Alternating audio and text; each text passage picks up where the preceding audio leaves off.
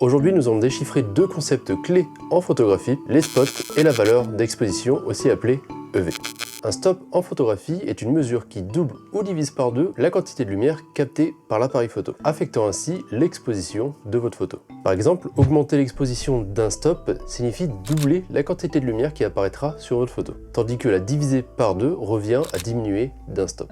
Cela peut se faire via trois réglages. Vous pouvez changer l'ouverture, modifier la vitesse d'obturation ou encore changer la sensibilité ISO. Pourquoi on dit stop? Ce terme vient de l'anglais to stop, arrêter en français. Il a été utilisé dans les débuts de la photographie pour l'utilisation de bouchons qui étaient là pour bloquer la lumière qui arrivait sur la partie photosensible de la caméra. Ces bouchons avaient des trous qui laissaient passer la lumière avec des multiples de 2, d'où un stop qui permet de doubler ou diviser par deux la quantité de lumière qui atteint votre capteur. Son utilisation est là pour nous aider. On peut néanmoins en faire abstraction. Je ne l'ai d'ailleurs moi-même pas utilisé pendant des années de photographie. Cependant, c'est une notion qui peut énormément faciliter la compréhension des réglages en photographie, et en particulier en argentique.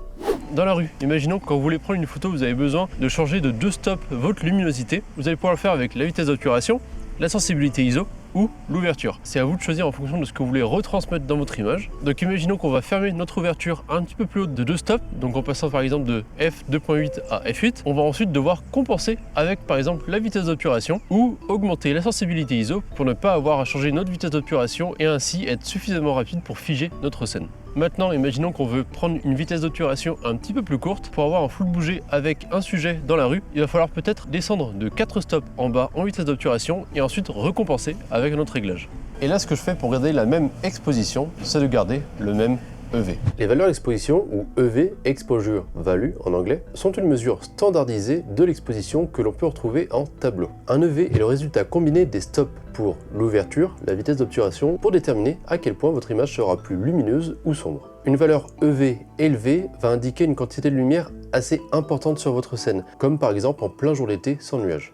Alors qu'une valeur EV plus basse, elle, signifie une quantité de lumière moindre, comme en intérieur ou encore un jour de pluie. Les EV étaient un outil essentiel pour mesurer l'exposition en photographie, et en particulier en photographie argentique. Aujourd'hui, les EV sont moins cruciaux car les appareils numériques intègrent directement les instruments de mesure dans les appareils numériques. Et en plus, vous pouvez voir le résultat directement sur l'écran. Cependant, ça reste pertinent en argentique car vous pouvez utiliser directement les EV sur votre appareil. La plupart des appareils ont l'EV d'indiquer sur l'objectif, ce qui permet de retranscrire ce que vous avez indiqué sur la sonde de mesure directement sur l'appareil. Et ensuite de choisir le réglage que vous souhaitez par rapport à l'ouverture ou la vitesse d'obturation pour s'adapter à sa volonté artistique. Par exemple, pour une valeur de 200 ISO, une vitesse de 1/250e et une ouverture à f4, on a la même valeur EV avec la même sensibilité ISO pour une vitesse à 1/60e et une ouverture à f8, ce qui correspond donc à la même valeur d'exposition sur votre appareil photo. Et pourtant, on a changé de réglages, on les a juste décalés de 2 stops. C'est en faisant ce genre de réglage qu'on va pouvoir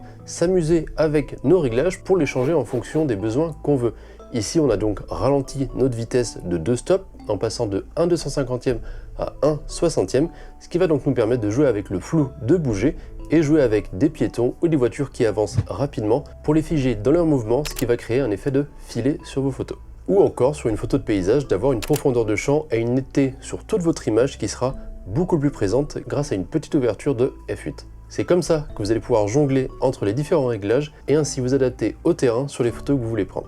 Pour conclure, vous l'aurez compris, ou tout du moins j'espère à la fin de cette vidéo, les stops sont des valeurs liées à chaque réglage de votre appareil photo, que ce soit l'ouverture, la sensibilité ISO ou la vitesse d'obturation. Et les EV sont là pour avoir une idée de la valeur exposition qu'il va vous falloir sur votre scène en fonction de la combinaison des stops que vous aurez choisi. Et avec ça, vous devriez maintenant mieux comprendre comment quantifier la lumière en photographie. J'espère que vous avez tout compris. Si vous avez des questions, mettez-les en commentaire et moi je vous retrouve la prochaine fois pour une nouvelle vidéo pour vous en apprendre un peu plus en photographie. C'était Antoine, ciao.